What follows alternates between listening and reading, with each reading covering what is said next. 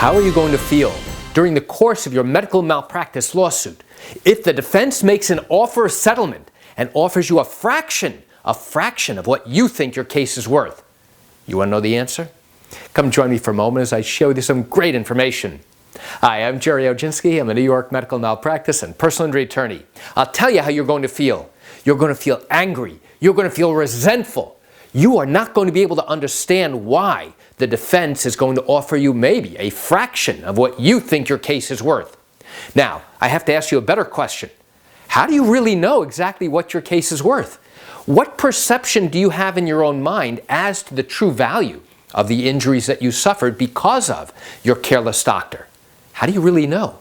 Do you know based upon something you read in the newspaper? Something you saw on TV? Something you heard about your neighbor tell you? That he had somebody or a friend or a relative who brought a case and now his injury is worth X dollars? And now you have in your mind that your injuries are worth so much more, so you perceive in your own mind that the value of your case is worth so much more. And now finally, during the middle of your case, your attorney calls you and tells you, hey, listen, Mr. Jones, just want to let you know the defense has called. They've actually made a settlement offer. Here's what they've offered. And now you hear their offer and you are furious. You start yelling, you start screaming. How dare they think that the value of your case is worth only this much? And your attorney says, hold on. That's their first opening offer. That's not their final offer. So your attorney comes back and says, listen, I think they're willing to go a little bit higher, but not much more.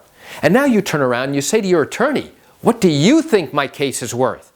And the answer to that is going to be very interesting. Why?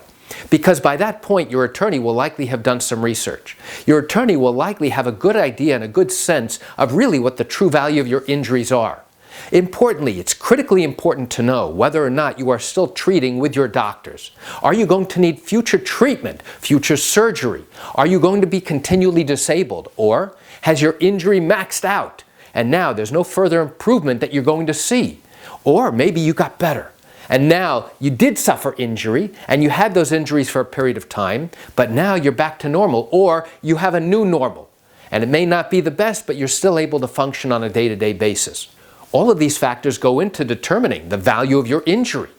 What is your age? What ongoing problems are you expected to have based upon these injuries? Will you need additional medical care and treatment? Now, here's something else you should know. The venue, the location where your case is pending, also plays a factor. Your age plays a factor. That's very important. Why? Because every single one of these cases is different. You may have a similar injury to somebody down the street from you. And guess what? That person may have gotten X dollars. And you're saying, my injuries are worth so much more. Well, guess what? That person might be younger than you. And now they have to live with the same injury for 45 years compared to you, where you'll only have to live with it for 5 years, for example. Big difference. So we have to look at each case individually. We have to look at how these injuries have affected you on a daily basis. It is often helpful for your attorney to try and understand why they think that your injuries are worth this amount of money instead of this much. And understanding the defense's mindset and their rationale for why they believe that your injuries are not worth as much as you claim they are, now that will help us go forward in any negotiation. Maybe they think that you are being less than truthful about something critical in your case, and they think that your credibility is shot so that if you go to trial, now a jury may not believe you, and now they may give you zero or may give you a lot less than what you are asking for. The defense might turn around and say, hey, listen, we are early into this litigation. As a way to get out of this case, we are looking for some sort of discount to get out of it now. This way you have guaranteed money in your hand, and now you can walk away from this case with a guaranteed amount of money. And that's something for you to consider. So now you have a better understanding of how you're going to feel and what you need to do to evaluate whether or not your case really is worth the amount you believe it to be, and whether or not the defense is willing to come up. So why do I share this quick information with you?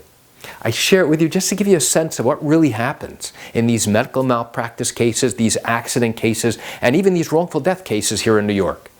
You know, I realize you're likely watching this because you have questions or concerns about your own matter.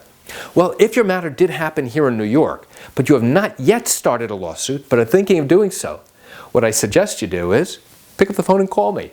You know, I answer questions like yours every single day, and I'd love to talk to you. You can reach me at 516-487-8207, or by email at Gerry, Gerry, at Oginski-law.com. That's it for today's video. I'm Gerry Oginski. Have a wonderful day.